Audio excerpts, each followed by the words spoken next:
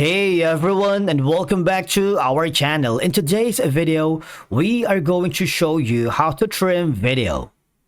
Let's begin. Now, the first thing that you need to do is to log in using your credentials. If this is your first time in Capcut, I want you to click the sign up option. From here, just follow the on-screen instructions and you're good to go. Trimming your video in Capcut is a simple process that can enhance your video editing process. Now, once you open the Capcut on your PC, all you have to do is click the create a new project if you want to start from scratch. But if you have already an existing project, you might want to click on it. In my case, I'm going to be choosing this project. Now, once you open the project, you would notice that I have several elements in place. All right, so if you wanted to cut a part of it, all you have to do is very easy. You see this section right here? When your mouse pointer is located on the end of a video clip, the icon changes, right? You see this from an arrow to this. If that changes into this icon, all you have to do is scrub it all the way to the desired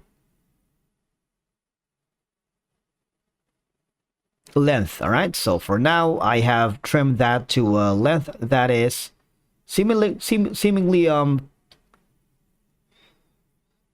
equal to the other elements that I have created here. All right, so that's one way. So I'm gonna drag this again to undo that. The next thing, or the next option that you can do to trim, is using the cut. Place the slider to any part of your video clips, and then from here you just have to press this icon that says split, which has the shortcut of Control B. All right, so if you do that, you see this, and all I have to do is press the delete button to cut it or trim it.